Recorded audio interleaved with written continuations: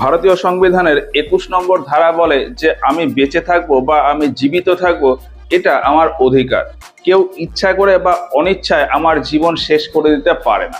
কিন্তু ভারতে রোড অ্যাক্সিডেন্টের ক্ষেত্রে এই রকমটা দেখা যায় না।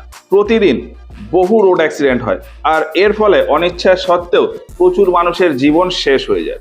যদিও রোডে যাতে অ্যাক্সিডেন্ট কম হয় তার জন্য বিভিন্ন অথরিটি বিভিন্ন সময় বিভিন্ন রকম পদক্ষেপ নেয়। এখন বিষয়টা হলো, এই অনেক কিছু করার পরেও পুরো সিস্টেম ঠিকঠাকভাবে চলে না।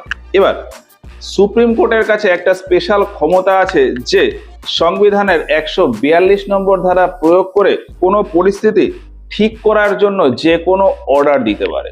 আর এই ধারাটা প্রয়োগ করেই রিসেন্টলি সংবিধানের 21 নম্বর ধারা আর রোড সেফটি এই বিষয় দুটোকে মাথায় রেখে 13টা পয়েন্টের কথা বলেছে এবং সরকারকে একটা অর্ডার দিয়েছে যে এই পয়েন্টগুলোকে মাথায় রেখে যেন ইমিডিয়েটলি নিয়ম কানুন তৈরি করা হয়। এখন এই 13টা পয়েন্ট কি কি আমি একটু বলি। প্রথমত, রোডের উপর সাইডে পার্কিং বন্ধ করতে হবে। দ্বিতীয়ত, ন্যাশনাল হাইওয়ে বা জাতীয় সড়কের ঠিক গায়ে গায়ে যে সমস্ত চা বা জলখাবারের দোকান আছে সেইগুলোকে ইমিডিয়েট সরিয়ে দিতে হবে। এরপর বলা হয় যে ন্যাশনাল হাইওয়ে বা জাতীয় সড়কের সাইডে যে সমস্ত ফেসিলিটি দেওয়ার মতন জিনিসপত্র আছে, যেমন পেট্রোল পাম্প, ধাবা, রেস্টুরেন্ট, এগুলোর যাতে প্রপার লাইসেন্স থাকে সেগুলো পর্যবেক্ষণ করে দেখতে হবে। তারপর 4 নম্বর, ন্যাশনাল হাইওয়ের সমস্ত ইনফ্রাস্ট্রাকচার ঠিকঠাক আছে কিনা সেটা দেখতে হবে এবং ইনফ্রাস্ট্রাকচার ঠিকঠাক করতে হবে। তারপর 5 নম্বরে হলো যে রোডে একটা নির্দিষ্ট দূরত্ব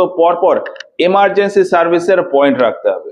6 নম্বরে, রাস্তাতে যত ব্ল্যাক স্পট আছে সেগুলোকে আইডেন্টিফাই করতে হবে এবং সেগুলোকে কারেকশন বা সমাধানের কাজ করতে হবে। তারপরের পয়েন্টে বলা হয় যে ট্রাফিক ম্যানেজমেন্টের ক্ষেত্রে অ্যাডভান্স টেকনোলজি ব্যবহার করতে হবে।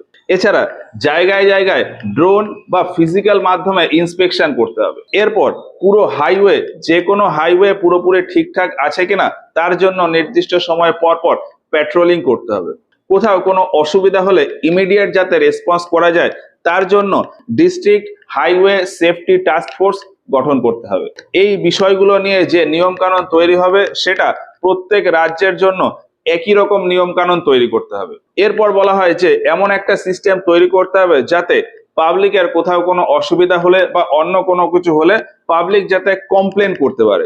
আর সবশেষে বলা হয় যে এই সমস্ত কিছু আগামী 30 থেকে 75 দিনের ভেতর ইমপ্লিমেন্ট করতে হবে। তো রোড সেফটি আর সংবিধানের 21 নম্বর ধারা যাতে ঠিকঠাক ভাবে বজায় থাকে তার জন্যই সুপ্রিম কোর্ট রিসেন্টলি এই 142 নম্বর ধারার প্রয়োগ করেছে।